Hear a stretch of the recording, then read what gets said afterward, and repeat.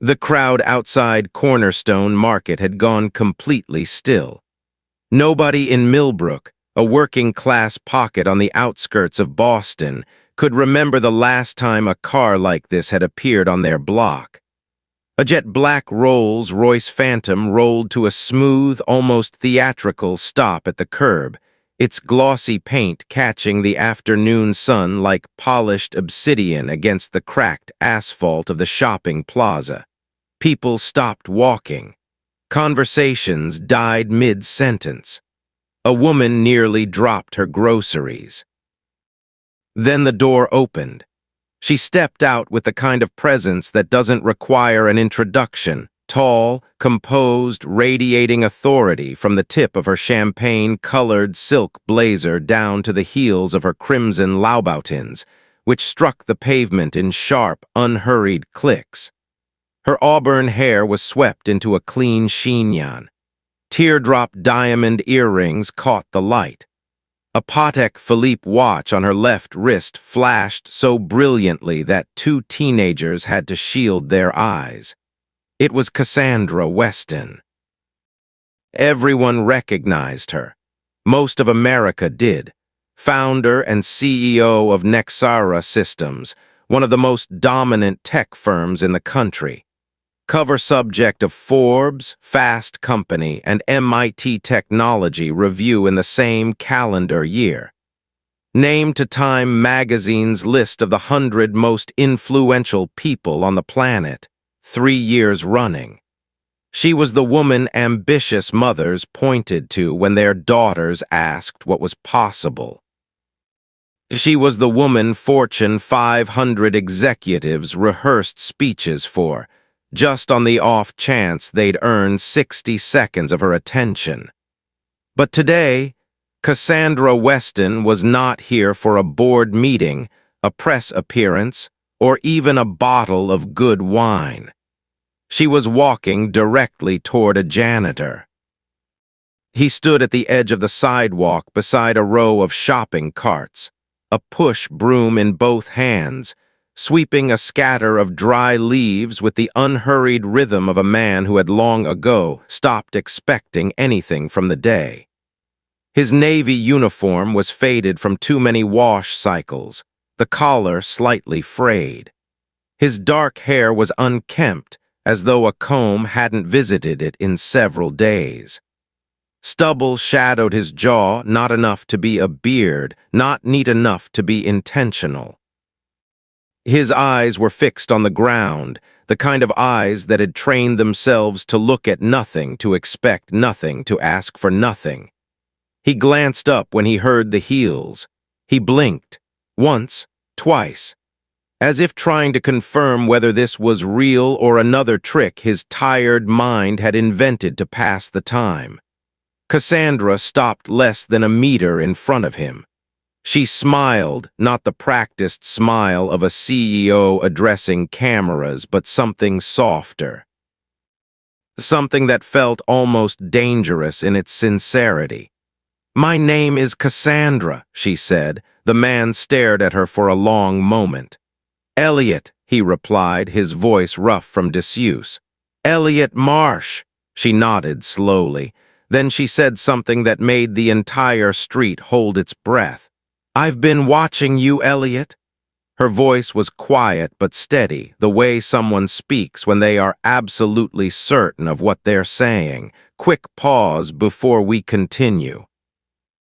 If you're watching this from somewhere in the world right now, let me know in the comments. I read every single one.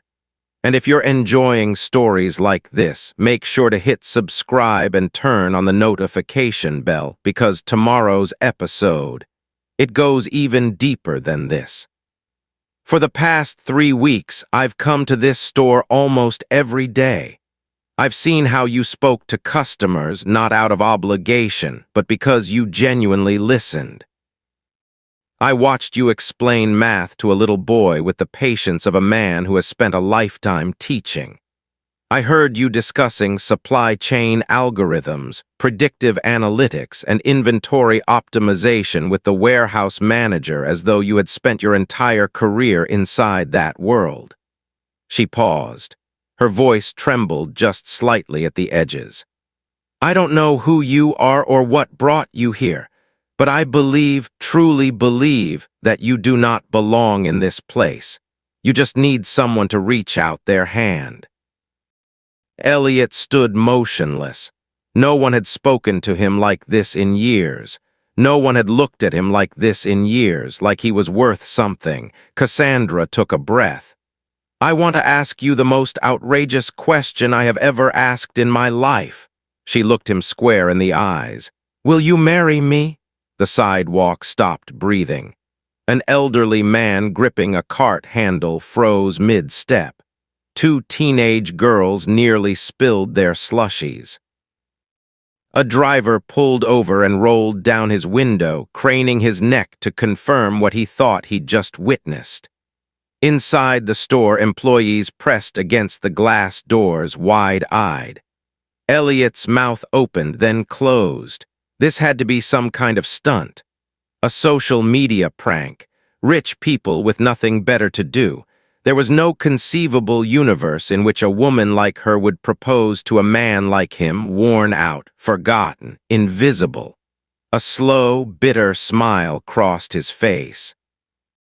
"If you're actually serious," he said carefully, "go inside the store, buy a ring, come back out, kneel down, and ask me again like you mean it."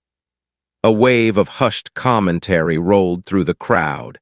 Is he out of his mind? Did he just turn down Cassandra Weston? But Cassandra did not flinch. She was not embarrassed. She was not offended. She simply looked at him for one long, measured moment. "All right," she said, and she turned and walked calmly through the sliding glass doors of Cornerstone Market. The crowd waited. Nobody moved. Nobody wanted to be the person who looked away and missed what happened next. 5 minutes passed. Then the doors slid open again. Cassandra walked out holding a small black velvet box. She opened it. Inside sat the most expensive ring the store carried, a princess-cut diamond solitaire, $51,000, not enormous, but sharp and brilliant enough to throw light in every direction. She hadn't even hesitated at the price. And then, in front of dozens of recording phones, in front of people who were crying and laughing simultaneously, in front of a man who had stopped believing anything good could find him, Cassandra Weston knelt down on the dusty sidewalk. "Elliot Marsh," she said, her voice breaking only slightly at the seams. "Will you marry me?" Elliot looked down at her. The woman who had everything, on her knees, on cracked pavement, asking him.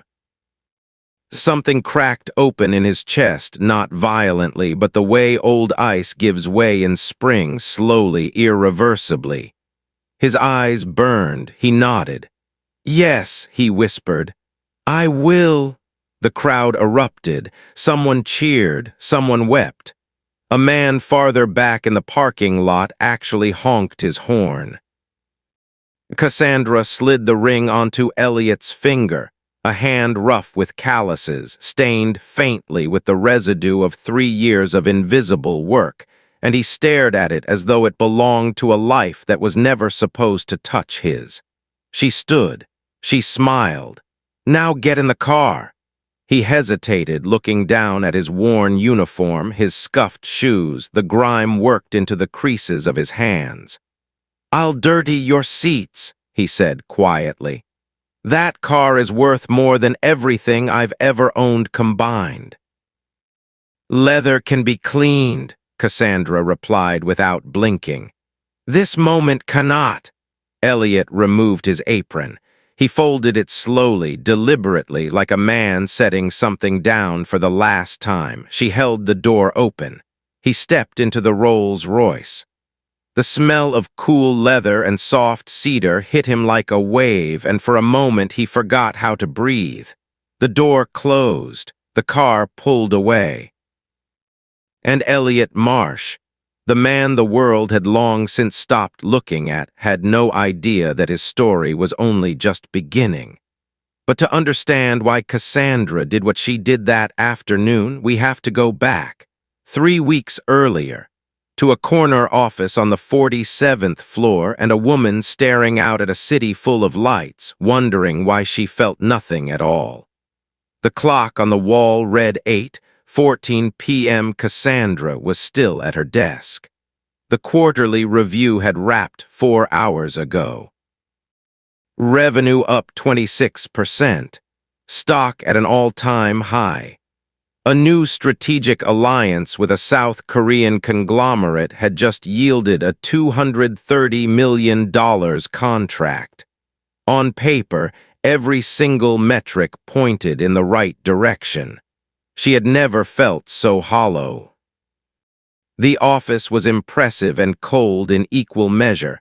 A mahogany desk imported from Portugal, custom leather chairs from a craftsman in Copenhagen, abstract canvases on the walls whose prices she couldn't always remember. The skyline of Boston glittered below her like a field of fallen stars. Everything around her spoke of achievement. Nothing around her felt like a life. Her phone buzzed, a message from her daughter. "Mom, can you come home for dinner? I made macaroni and cheese. It's a little burnt." "Lorraine says it's fine, but I want to eat with you. I miss you." Cassandra closed her eyes. The words hit somewhere behind her sternum that no quarterly report could reach. Her daughter's name was Scarlett. She was 6 years old with her mother's dark eyes and an imagination large enough to fill every room in their house.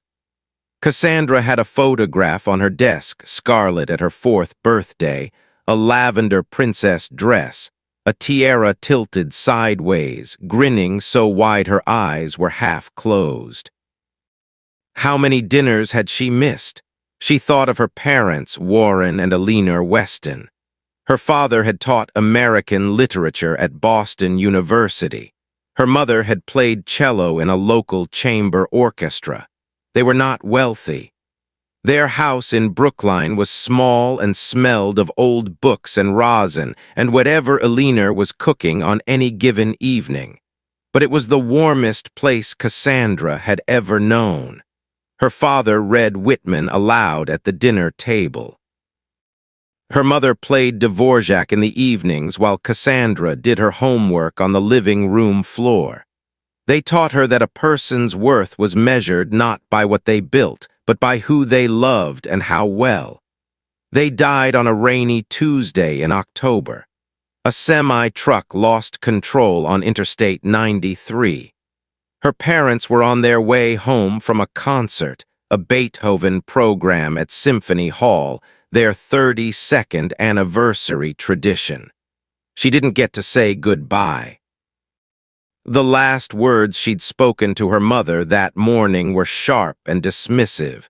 She had been rushing to a meeting, and her mother had gently asked her not to work through the weekend. "I know, Mom, I'll call you later." She never called. The hospital rang at 2:47 in the morning, and the part of Cassandra that knew how to be soft had gone very quiet ever since. Then there was Nathan Aldridge. She had met him at a Harvard symposium on machine learning when she was finishing her MBA and he was completing a doctorate in urban systems design. He was tall and unhurried, with a laugh that sounded like it surprised even him. She had been skeptical of love at first. She was too practical for it, she told herself. But Nathan dismantled her skepticism piece by piece, with patience and wit and the particular steadiness of a man who meant everything he said. Their wedding was in a small stone chapel in Rockport, 43 guests, wildflowers, and vows Nathan wrote himself. He cried while reading them. She had not expected to cry either, but she did. When Scarlett was born, their life was, by any honest measure, complete. Nathan had left his research position to be home with the baby while Cassandra ran Nexara. They had plans, a house with a yard, more children, a summer somewhere quiet, a life that balanced. Then one morning, Nathan was simply gone. She remembered everything about that day, A Wednesday in April. She woke at 6:15 and reached across the bed and found it empty. She assumed he had gone downstairs with Scarlett, but Scarlett was in her crib, crying, and Nathan was nowhere. His wallet was on the kitchen counter. His keys were in the bowl by the door. His phone was still charging on his nightstand. He had vanished without a trace, without a note, without a reason. The police searched for months. The FBI found nothing. 3 different private investigation firms turned up nothing. No accident, no crime scene, no body, no withdrawal from their accounts, no communication of any kind. Nathan Aldridge, 34 years old, had simply stepped out of the world. Scarlett was 22 months old. She started asking for her daddy around the time she turned 2. Cassandra never knew what to say. She held her daughter and said, "I don't know, sweetheart," so many times the words began to lose their shape. For years, she kept his phone number in her contacts. She kept his email address on file. She kept the house on the off chance he might one day need to find his way back to it. Every night, she waited for something she couldn't name and knew might never come. Eventually, she stopped waiting. She just kept working. Nexara grew into something remarkable under her leadership. But every night she returned to a mansion that was too large and too quiet, and she felt less like a person and more like a mechanism, efficient, productive, and entirely alone. Scarlett needed more than a mother who came home after bedtime, and Cassandra needed more than a company to run. But her heart had been locked away somewhere since the morning she reached across the bed and found it empty. One evening, 7 weeks after a particularly brutal board meeting, Cassandra found herself pulling into the parking lot of Cornerstone Market, a modest neighborhood grocery in Millbrook that she had never visited. She usually ordered delivery or had Lorraine handle the shopping. But tonight, she wanted to pick out fruit for Scarlett herself. Something so ordinary it almost felt like rebellion. She was standing in the produce section, weighing a bag of Honeycrisp apples when she heard a voice behind her. Clear, patient, methodical. "No, look, you had the calculation backward. If you have $10 and the 3 toys are $2.50 each, that's $7.50 total. 10 minus $7.50 is $2.50 left. You had enough. Let me show you again." She turned. A janitor was crouched on one knee beside a boy of about 8, who was holding a $10 bill and staring at a small pile of toys on the shelf with an expression of profound mathematical uncertainty. The janitor, faded uniform, unkempt hair, uneven stubble, was walking the child through the arithmetic with the unhurried precision of a teacher who genuinely cared whether the student understood. Not the rote patience of someone performing a task, the real kind. "Oh," the boy said. "Oh, I get it." The janitor smiled briefly, like someone who had almost forgotten how. "Math isn't scary, it just needs practice. You've got it." Cassandra stood at the end of the aisle, her apples forgotten, watching this man in a way she couldn't quite explain. She came back to Cornerstone Market the next day, and the day after that. She told herself it was convenient. Then she told herself the refrigerator needed restocking. Eventually, she stopped telling herself anything and simply went. Each visit revealed something new. One afternoon, she saw Elliot guiding an elderly woman named Mrs. Paulson, who couldn't remember what her doctor had prescribed, through the medication aisle with focused, methodical care. Low-dose aspirin might help with the inflammation, but if you have any history of stomach issues, you'll want to confirm with your physician before taking it regularly. He didn't just point. He explained. He listened to her describe her symptoms first. Another time, Cassandra watched him help a young stock clerk struggling with the store's inventory management software. This system runs on a FIFO model, first in, first out, but the way you're tracking it by product code means you can't account for batch-specific expiration. If you shift to batch number tracking, you'll catch spoilage before it costs you. The clerk stared at him like he had just spoken Mandarin. And once, most startling of all, she overheard him in conversation with the store manager about seasonal sales patterns. Frozen goods spike roughly 18% in winter months, but drop sharply come June. If you adjusted your floor space allocation seasonally rather than keeping the same layout year-round, you could realistically see a 10 to 12% revenue improvement. The regional chain data on this is pretty consistent. The manager had nodded vaguely and moved on. He had no idea what he was looking at, but Cassandra did. She knew what process optimization sounded like. She knew what someone trained in data analysis sounded like. She had spent 20 years building a company from those very foundations. And what she was hearing from a man sweeping the produce aisle was not the voice of someone who merely absorbed information. It was the voice of someone who had once stood at the front of the room and changed the way other people thought. Who is he? She asked herself every night lying awake in the too-large house. Why is someone like this sweeping floors? She was careful, she didn't want to pry, but she had resources and she used them with discretion. His name was Elliot Marsh, 43 years old, 3 years employed at Cornerstone Market. Rented a one-bedroom apartment 4 blocks away. No outstanding debts, no criminal record, no listed next of kin. As if he had materialized from nowhere 3 years ago. But when she dug deeper, the other Elliot Marsh appeared. Elliot Marsh, Ph.D., Data Science and Computational Systems, MIT. Dissertation cited over 400 times. Former director of predictive analytics at a top-tier consulting firm with offices on 3 continents. Speaker at international data conferences. A TED Talk, The Human Cost of Ignoring Data, with over 2.5 million views.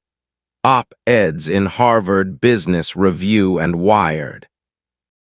Consulting clients that included organizations most people only encountered as logos on their phone screens.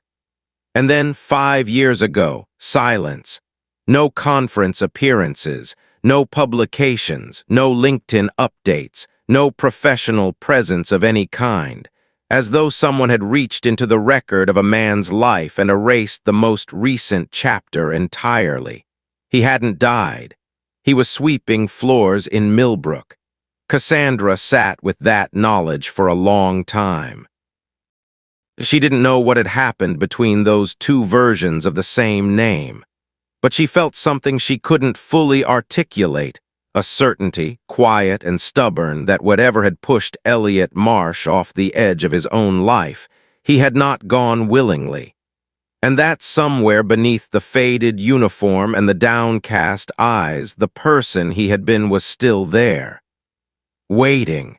She thought about Scarlett, about the empty chair at the dinner table, about the nights she came home and found her daughter asleep and stood in the doorway feeling like a visitor in her own home. She thought about loneliness, the particular kind that follows you into rooms full of people. And then one sleepless night, staring at the ceiling, a thought arrived that she immediately recognized as completely insane. She turned it over for 3 weeks, and then she drove to Cornerstone Market. And now you know why Cassandra Weston knelt on a dusty sidewalk before a man the world had forgotten. But what you don't yet know, what Elliot himself had never told anyone, is what had happened to him. And when he finally told her, even she was not prepared for it. The Rolls-Royce moved through Boston like a quiet thought, heading toward the back bay. Cassandra had one stop to make first. Elliot sat in the passenger seat with his old canvas bag on his lap, his hands folded over it, his eyes moving between the road and the woman beside him with a kind of cautious bewilderment, as though he was still waiting for the joke to arrive at its punchline. He said nothing. She said nothing. Soft jazz played through speakers that probably cost more than his monthly rent. She pulled up in front of a barber shop on Newbury Street. Harrington and Cross, Grooming and Restoration. The sign was discreet. The interior, visible through the glass, was all dark wood and warm lighting and the particular calm of a place that understood its purpose. A man in a charcoal vest stepped out and opened the door. His smile faltered almost imperceptibly when he took in Elliot's appearance, then smoothed back to professional grace when he registered who was accompanying him. "Ms. Weston, an honor." "He's with me," Cassandra said. "I want your best service. Everything, cut, shave, skincare, all of it." "Of course, ma'am." She turned to Elliot. "Let them take care of you. I'll wait outside." He opened his mouth to say something, "This isn't necessary," or "I don't deserve this," or something else along those lines. But Cassandra had already turned away. He watched the door close behind her and found himself standing alone in a room that smelled of sandalwood and cedar, with 3 men in vests looking at him with calm, professional patience. For the next 90 minutes, Elliot sat very still in a leather barber's chair and let things happen to him. Warm water, the smell of eucalyptus shampoo, the quiet snip of scissors, strands of dark hair falling to the tile floor in slow, deliberate arcs. Then the razor gliding across his jaw, his chin, his neck, peeling away years of neglect with each gentle pass. And as the razor moved, the memories came. Claire. His wife had watched him shave every morning from the edge of the bed, teasing him in that particular voice she reserved for when she was feeling playful. "You know I like you better with the beard. You look more distinguished." So he had kept it, and after she died, he had never picked up a razor again. The beard had become the last physical thread connecting him to her, something she had touched, something she had chosen. To shave it was to erase her. Now it fell to the floor, strand by strand, and Elliot pressed his eyes closed and let the tears come quietly, and when the barber's hand paused, "Sir, are you all right? Did I hurt you?" He simply shook his head and said, "Keep going." When they handed him the mirror, he didn't recognize the face looking back at him. A clean jaw, high cheekbones, a structured brow. His eyes were still tired, still weighted with something that wouldn't be shed in a barber's chair. But there was something else in them now, faint but unmistakable. A flicker, a thread of something that might, with time, grow into light. "Is that me?" he thought, touching his own cheek, "or who I used to be?" They gave him new clothes, a tailored white Oxford shirt, fitted charcoal trousers, cognac leather Oxfords. Cassandra had guessed his measurements correctly. He stood in the changing room for a moment before putting them on, remembering the last time he had worn clothes like this. A funeral. 5 coffins. He dressed anyway. When he emerged, Cassandra stood from her chair. Something moved through her expression, not surprise exactly, more like recognition. This is him, she thought. This is the person I kept seeing in the way he talked about algorithms in a grocery store aisle. "You look like yourself," she said. Elliot stared at his hands. "I'm not sure I remember who that is." "You will," she said, and took his hand. The gates of the Weston estate opened onto a tree-lined drive, and Elliot stepped out of the car into a world that felt constructed from a different material than the one he had been living in. A white colonial mansion with floor-to-ceiling windows. Maple trees in 2 perfect rows. A fountain in the center courtyard, its water catching the late afternoon light. He followed Cassandra through the front door into a foyer that smelled of vanilla and beeswax. Warm light fell from a chandelier that reached toward the high ceiling like a cluster of stars. A grand staircase curved upward from the center of the room, and at the top of it stood a small girl in Princess Elsa pajamas, rubbing sleep from her eyes. "Mom, who is that?" Cassandra opened her arms. "Scarlet, come down, sweetheart." The girl ran down the stairs and pressed herself into her mother's side, then turned to look at Elliot with the direct, unfiltered appraisal that only small children can manage without embarrassment. "This is my friend Elliot," Cassandra said. "He'll be staying with us for a while." Scarlet studied him for a long moment. "Are you a good person?" she asked. Elliot knelt down so they were eye level. "I'm trying to be," he said. Scarlet considered this. Then she nodded with the authority of someone who has made a formal decision. "You can stay, but no ghost stories after 8 o'clock. Deal?" Elliot laughed. It surprised him, the sound of it, real and unguarded, the first true laugh in what felt like years. "Deal," he said. That night, after a meal of roast chicken and mashed potatoes that he ate slowly, like a man rediscovering what food was supposed to taste like, Elliot stepped out onto the second-floor balcony. The lights of Boston stretched across the dark like a galaxy turned sideways. He watched them for a long time. Cassandra appeared behind him carrying 2 glasses of wine. She sat down beside him and handed him one. For a moment they both simply looked at the city. "Now," she said, her voice calm and without pressure, "tell me who you are, Elliot Marsh." He looked down at his hands for a long time. "That's a long story," he said. "I have all night." He drew a breath. "The kind you draw before you do something that cannot be undone." "All right," he said, and he began. "My name is Elliot Marsh, and you're right, I wasn't always a janitor." His voice came out rougher than he intended, as though the words had been stored in a place that hadn't been opened in a long time. "I finished my PhD from MIT at 28, data science, computational modeling, predictive systems. I consulted for firms you've heard of. Built analytics infrastructure for hospitals, for banks, for 3 of the largest tech companies in the country. I gave talks, I wrote things people read. I had a career that meant something to me." He paused. "And I had a family that meant everything." Cassandra stayed quiet. This was not a moment for questions.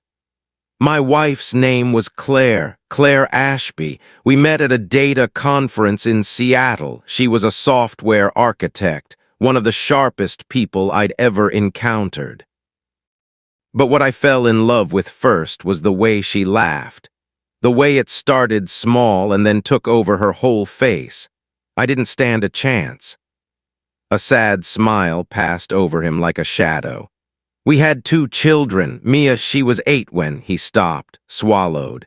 "She was her mother's exact copy. By the time she was 7, she'd read every Harry Potter book twice. And Theo, 5 years old, the most stubborn, mischievous, warm-hearted little person I have ever known. He could make you furious and then melt you with one look." He closed his eyes. "My parents lived with us. My father had been a math professor at Northeastern. My mother was a registered nurse, retired. They moved in to be close to the grandchildren. Our house in Newton was never quiet. Claire singing in the kitchen. My mother telling Theo to stop climbing the furniture. My father and Mia arguing about whether Tolkien or Lewis was the better storyteller. It was loud and imperfect, and it was everything." The balcony was very still. Elliot opened his eyes and looked out at the city. We planned a Christmas trip to Colorado, Vail, the whole family. Mia had been asking about skiing for 2 years. Theo wanted to know if they actually built snowmen there or if that was just cartoons. He breathed. That morning I had a conflict. A client from Washington had flown in specifically to meet with me. The kind of meeting you don't reschedule. I told Claire I'd fly out to join them the next afternoon. His voice dropped. I remember every detail of that morning. It was cold. There was still snow on the ground from the night before. Claire was in the kitchen feeding the kids breakfast. Theo knocked over his orange juice and started crying. Mia was arguing with my mother about how many books she was allowed to pack. A soft, broken sound escaped him, half a laugh, half something else entirely. An ordinary, chaotic, wonderful morning. I had no idea it was the last one. He looked down at the wine glass in his hands. Claire walked to the door with her bag over one shoulder. She was wearing the burgundy coat I'd given her for her birthday. She wore it constantly that winter. She turned back and looked at me. She said, "Promise me you won't let work make you forget to come." He stopped.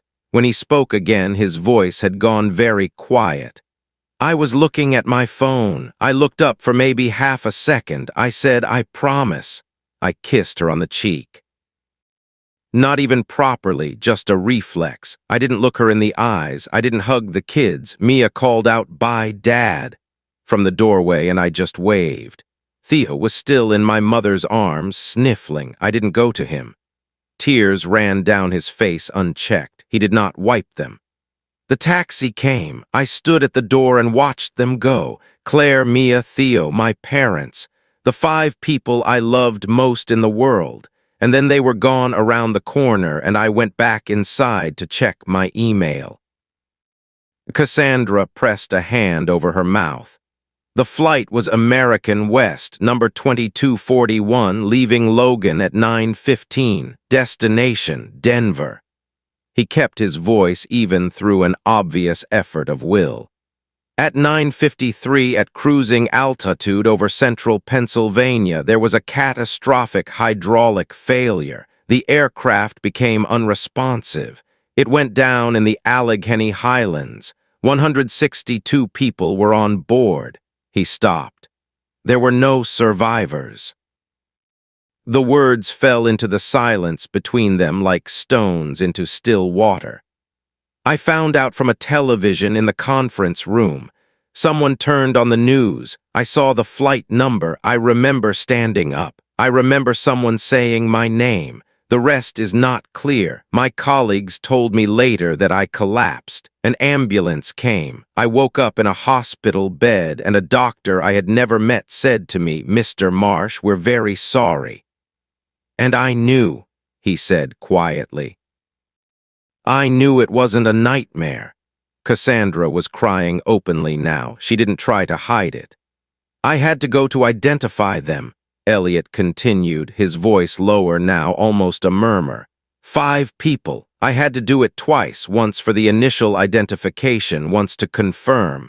The plane had gone down from 37,000 feet. He paused. I identified Claire by her wedding ring, Mia by the bracelet she had made herself from pink plastic beads at a craft fair the previous summer. Theo by the small stuffed rabbit he carried everywhere. My father by his watch. My mother by the locket she had worn since before I was born. The funeral was on a gray Thursday in January. 5 caskets in a row in the church. I stood alone in the front pew and could not produce a single tear because I had run out somewhere between the hospital and the morgue. I stood there and I was simply empty. He set down his wine glass. After that, I couldn't live in the house for one more day. Everything in it was them. My father's reading chair. The corner of the kitchen where my mother kept her recipe cards. Mia's room full of books and stuffed animals. Theo's room full of toy cars and drawings taped to the walls. I lasted 4 days, then I left. I started drinking, 1 glass, then the bottle. Whiskey was the only thing that let me sleep without dreaming. I stopped going to work. I stopped answering calls. I stopped opening the door. I just wanted to disappear from the world, and I was making reasonable progress toward that goal. A year later, I lost my position. 6 months after that, I lost the house. I sold almost everything. There was one thing I kept. He reached into the inside pocket of his new jacket and produced a small, worn photograph. He opened it. A family of 5.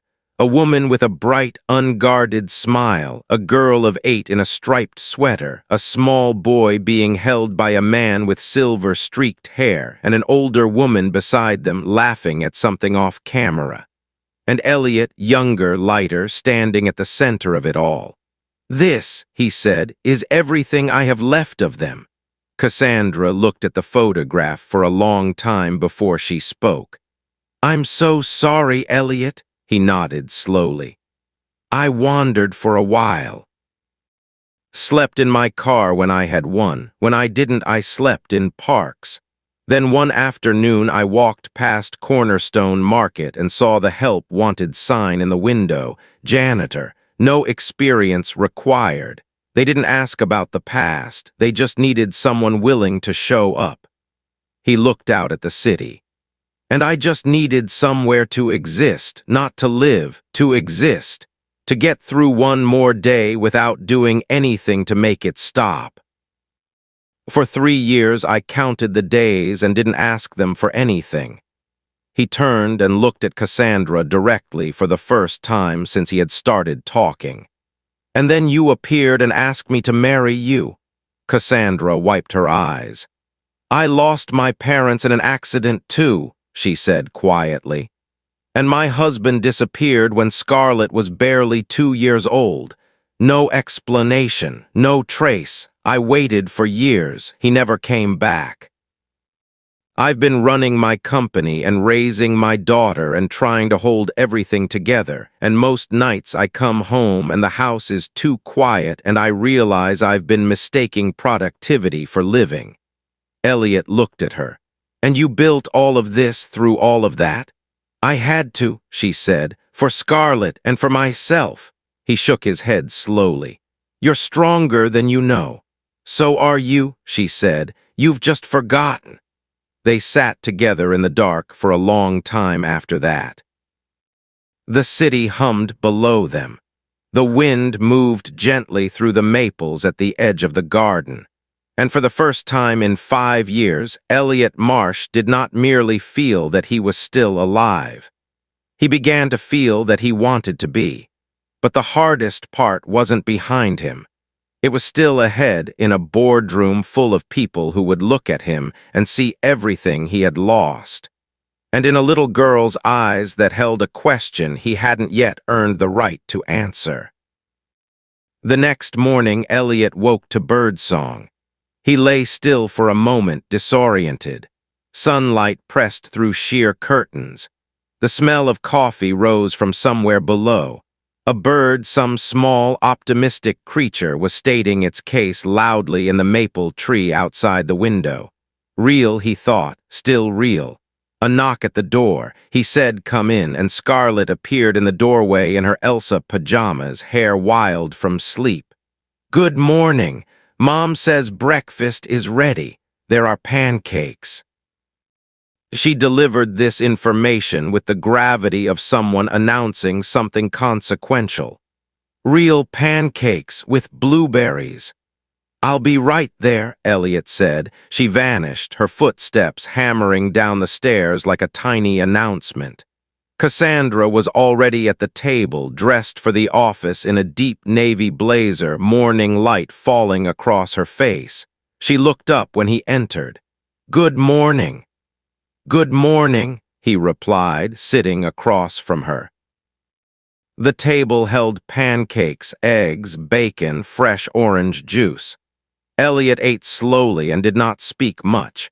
He was still learning to be in a room like this, warm, full, inhabited by people who noticed whether he was present.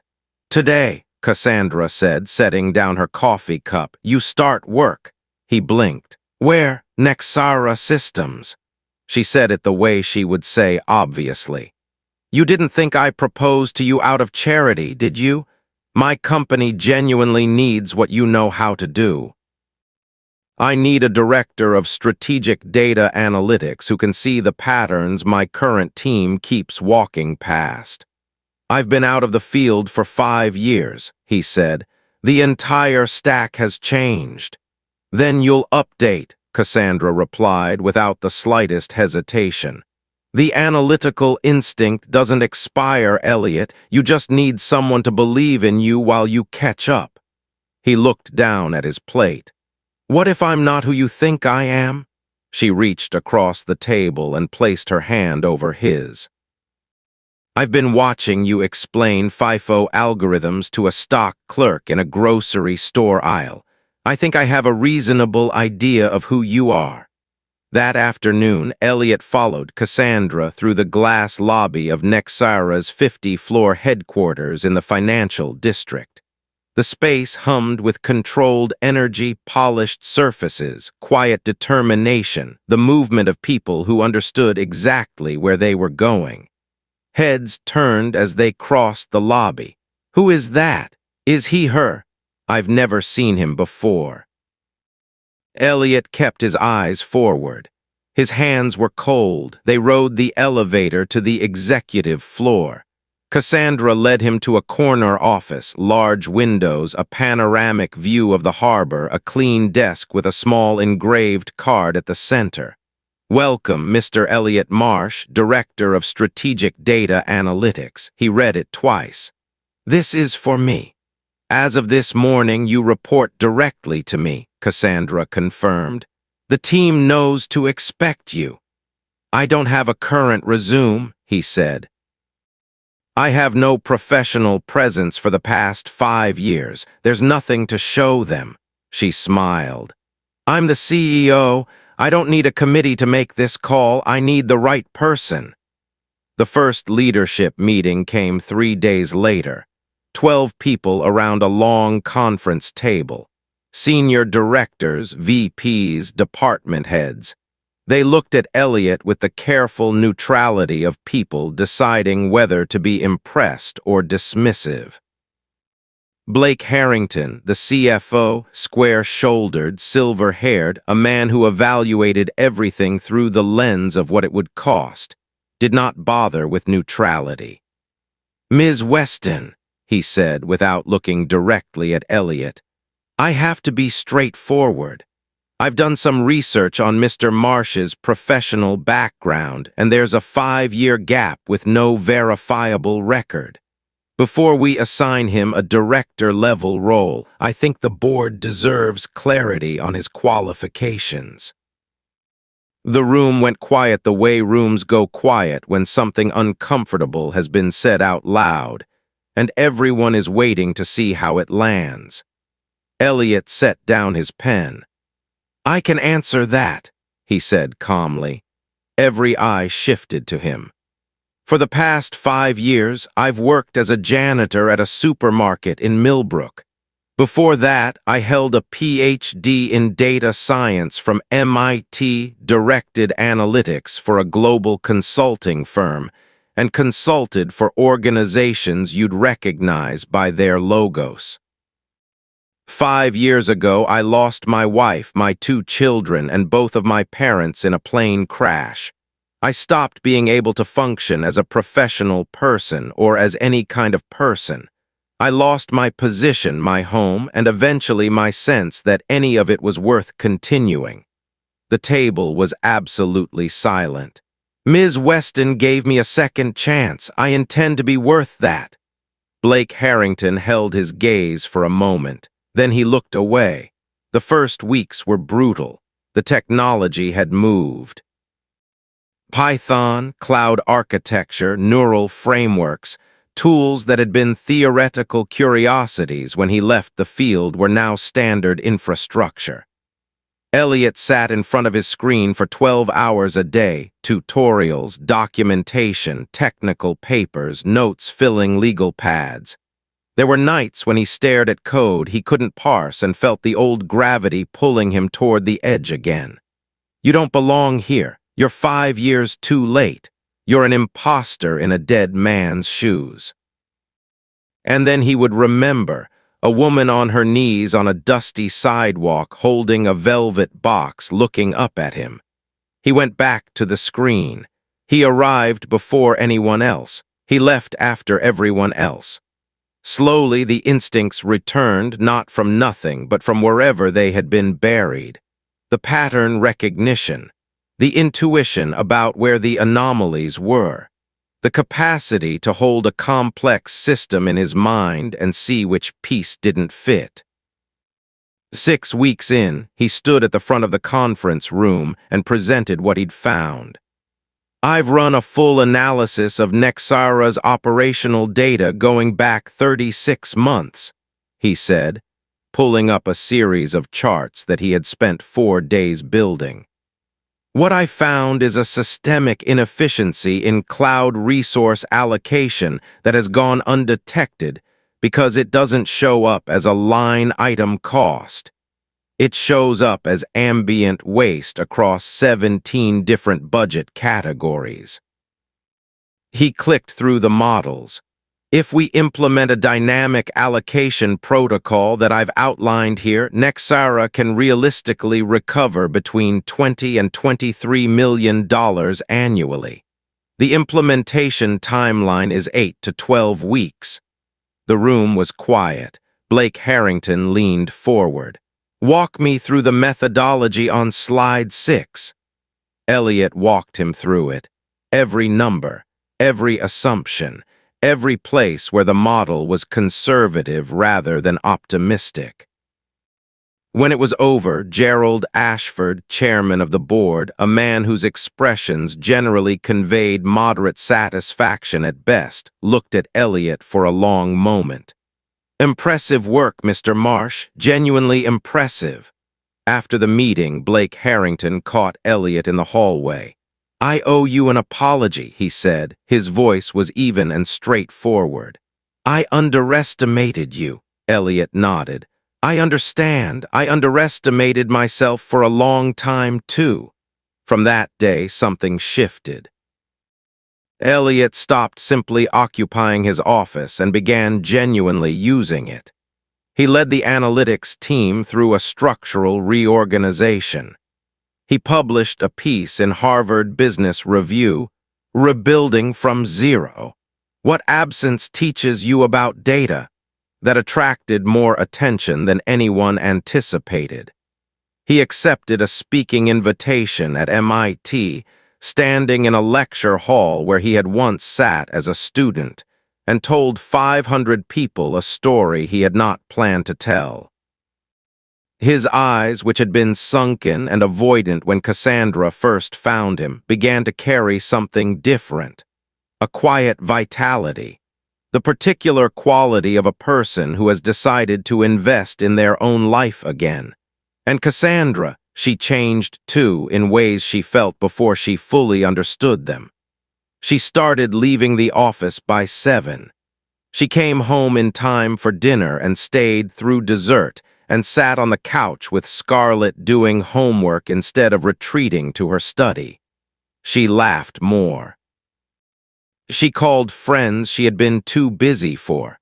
The 3 of them developed a rhythm at the dinner table, Scarlett reporting on the geopolitical drama of 2nd grade, Cassandra sharing edited highlights from her day, Elliot listening carefully and occasionally offering an observation that sent both mother and daughter into laughter. It was not perfect, but it was warm and it was real and it was theirs. But Scarlett had not yet decided what to do with him. And what she said one night through a closed bedroom door would nearly break his heart all over again. Scarlett did not make things easy. She was polite enough to Elliot's face. She answered his questions. She ate dinner without complaint when the 3 of them were at the table.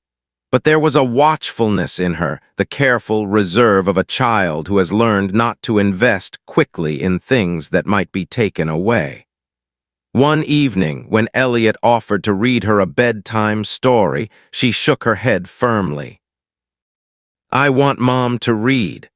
"Scarlett," Cassandra began. "It's all right," Elliot said quietly. "Your mom will read. Good night, Scarlett." He stepped into the hallway, pulling the door mostly closed behind him.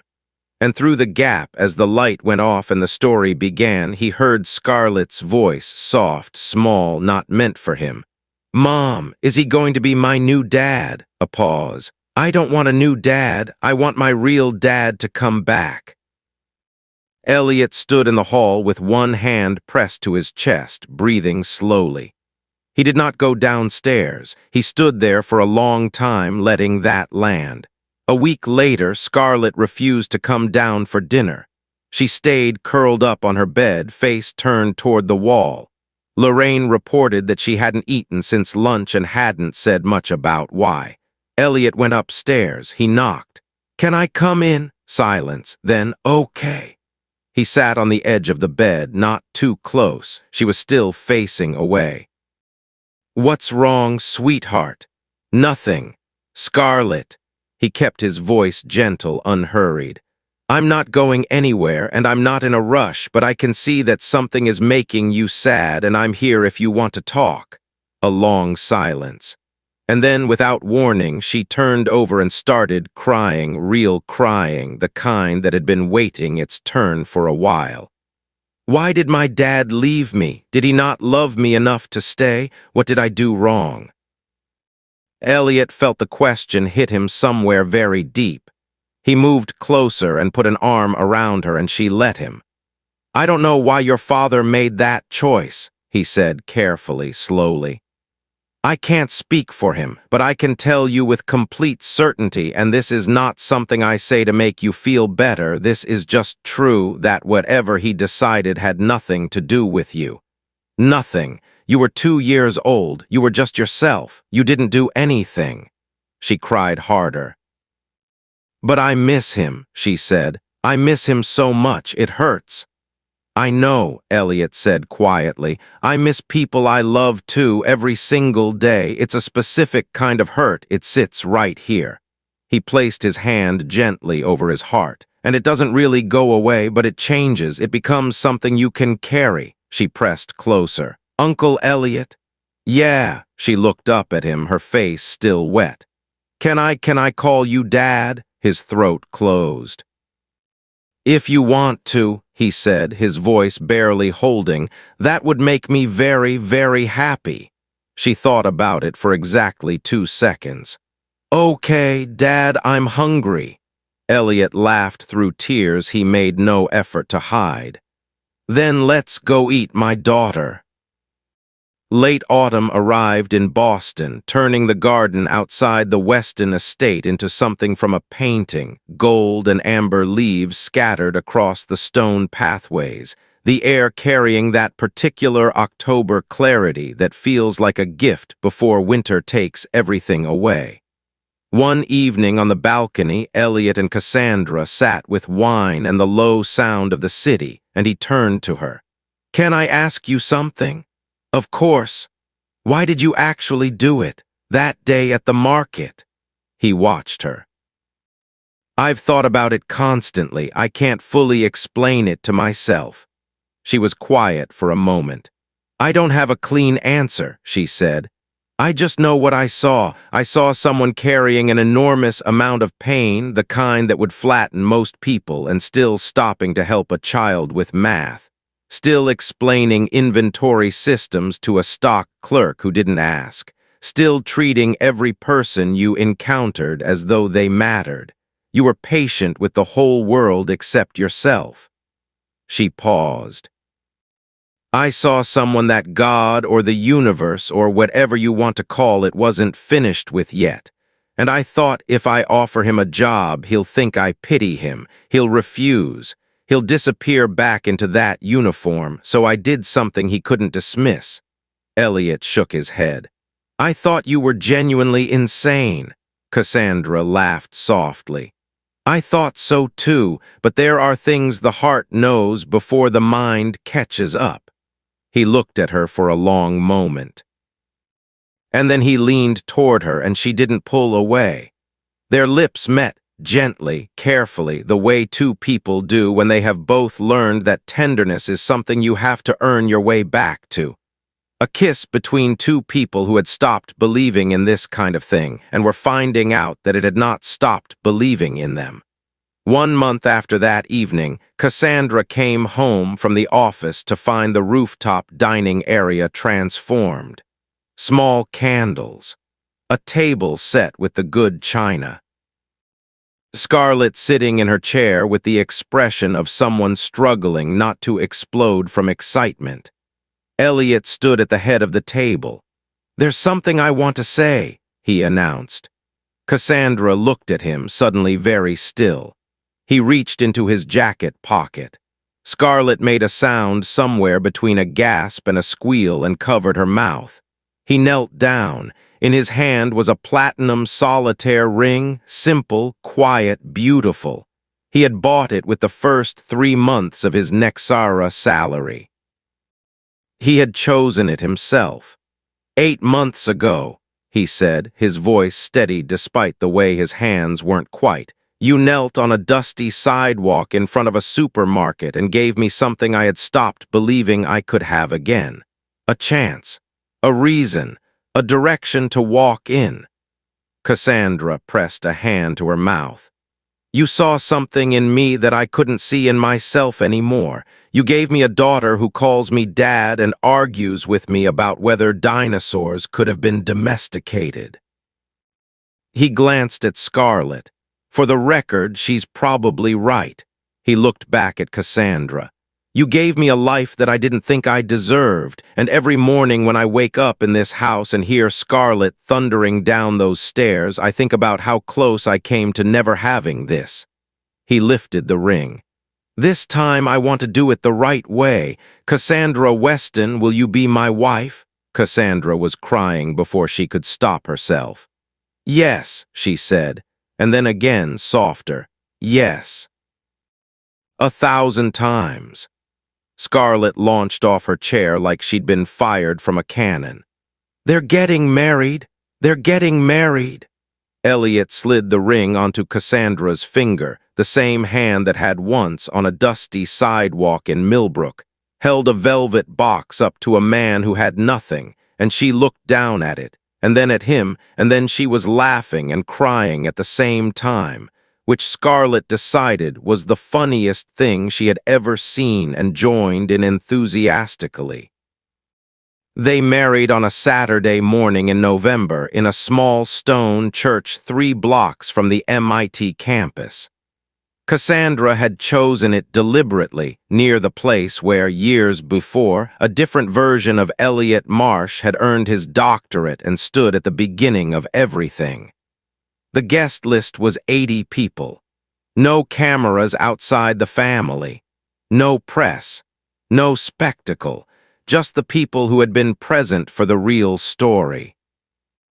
Cassandra walked down the aisle in an ivory gown, simple and elegant, holding Scarlett's hand as her daughter scattered flower petals with tremendous personal investment in getting each one to land precisely right.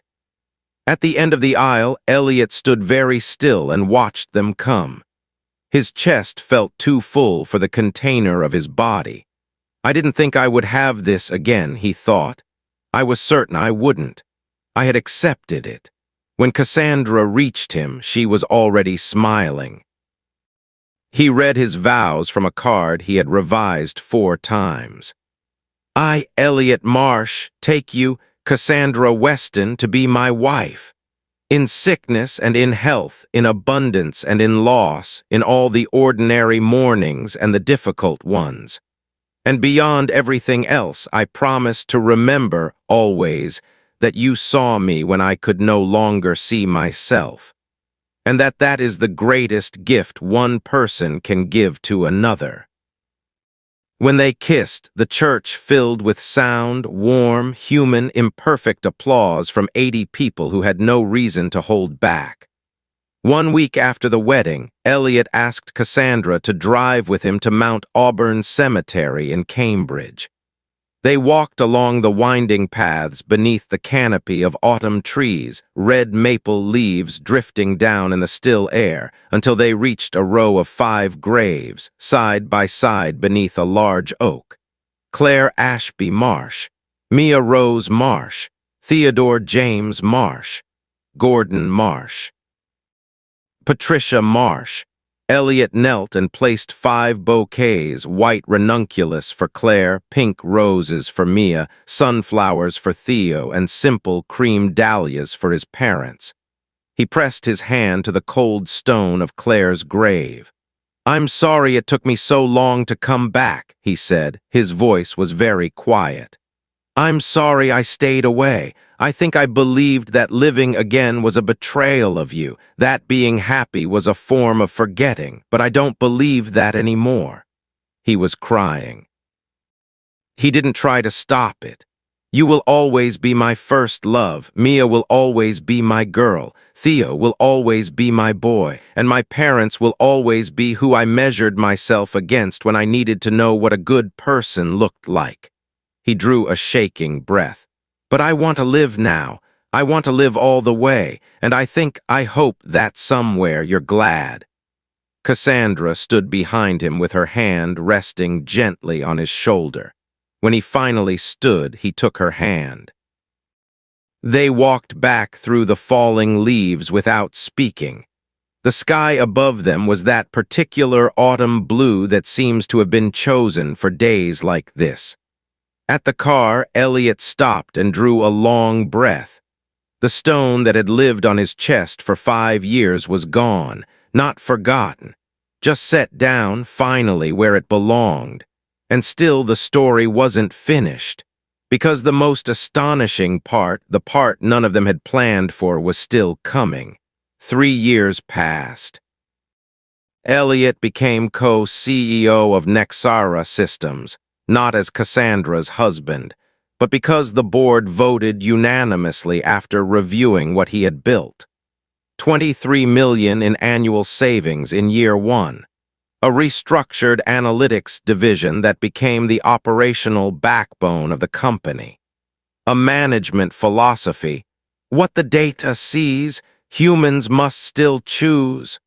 That became the subject of 3 academic papers and a commencement address at his own alma mater.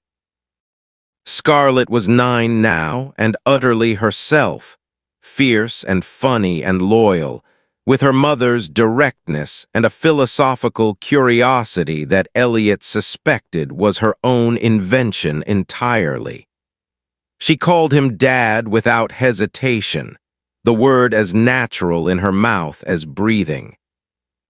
They had rituals, reading together before lights out every night, pancakes every Sunday morning, Red Sox games on summer evenings from the couch, with Scarlett keeping detailed personal statistics in a small notebook she carried specifically for this purpose. And then one morning, Cassandra sat down on the edge of the bed and held a small white test up to the light. 2 lines. She sat there for a long time. Then she called out for Elliot.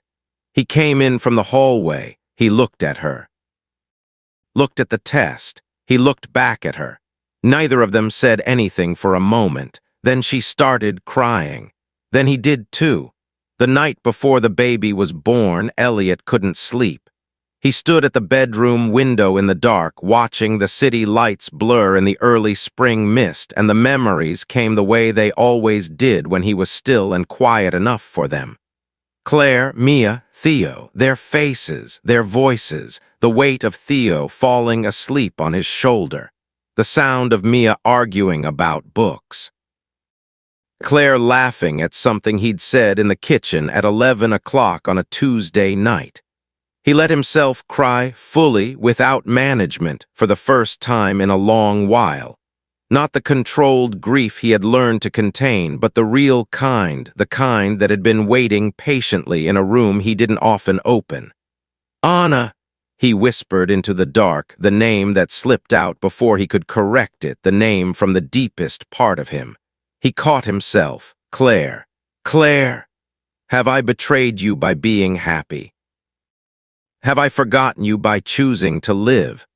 The spring wind moved through the maple trees outside, and deep in his chest, in a place he couldn't have pointed to on a map, something answered. A warmth, brief and unmistakable, like an open hand. Go live, it seemed to say. We're fine. Their son was born at 6:42 in the morning in the first week of April, when the cherry trees along the Commonwealth Avenue Mall were erupting in pink against a blue sky. They named him Wyatt James Marsh Weston. When the nurse placed him in Elliot's arms for the first time, Elliot's hands shook. The small weight, the impossibly light breathing, the tiny fingers curling around his index finger as though already certain this was a trustworthy place to hold on. "Hello," Elliot whispered. His voice had gone to almost nothing. "Hello, my son, I've been waiting for you for a very long time." Scarlett appeared at his elbow, standing on tiptoe. "Can I hold him?" He settled the baby carefully into her arms, guiding her hands under the tiny head, and watched her look down at her brother with an expression of absolute, solemn responsibility. "Hey," she whispered, leaning close. "I'm your sister. I'm going to teach you everything. We're going to be best friends, okay? I already decided." Cassandra watched this from the hospital bed, one hand over her heart. She caught Elliot's eye. He looked back at her. Both of them were too full to speak, so they didn't. They just stayed there, the four of them in the pale morning light, and understood that this was what the whole long, terrible, extraordinary journey had been pointing toward. Not a perfect family, but a real one, pieced together from loss and stubbornness and one woman's willingness to kneel on a dusty sidewalk and believe in someone who had stopped believing in himself. If you've traveled this far with Elliot and Cassandra, then you've walked with them through grief so heavy it stopped a man's heart, and through a kind of hope so stubborn it eventually restarted it. This is not a story about a billionaire and a janitor. It is a story about what happens when someone looks at a person the world has declared invisible and refuses to look away. Elliot Marsh was not rescued by Cassandra Weston. He was seen by her, and sometimes that is the same thing. He had a PhD. He had a career. He had a family that loved him. All of it was real, and all of it was taken in a single, ordinary morning that turned into something else entirely. The man sweeping leaves outside Cornerstone Market was not a lesser version of the man who gave TED Talks at MIT. He was the same man, carrying more than anyone around him knew. What Cassandra understood, what she acted on, even when it made no rational sense, is that people do not stop being worth something when they stop performing their worth. Elliot had never become less capable, less intelligent, less human. He had simply run out of reasons to show it. She gave him a reason. He gave her one in return, and Scarlett, who asked a stranger if he was a good person before deciding whether to trust him, knew what she was doing all along. Some stories end where they begin. This one began with a woman kneeling on a sidewalk, and it ended with a family sitting down to pancakes on a Sunday morning in spring. The windows open, the city outside waking up, a baby asleep in a bouncer on the kitchen floor, and a 9-year-old explaining to her father very patiently why the Red Sox's fielding metrics are being systematically misread by every major sports analyst in the country. Elliot listened. He thought she might be right. Sometimes all it takes is one person willing to believe in you one more time. Up next, you've got two more incredible stories waiting on your screen. If this one hit you, tap to watch the next, and make sure you're subscribed with notifications on. Oh, and drop your city in the comments. I want to see where you're watching from.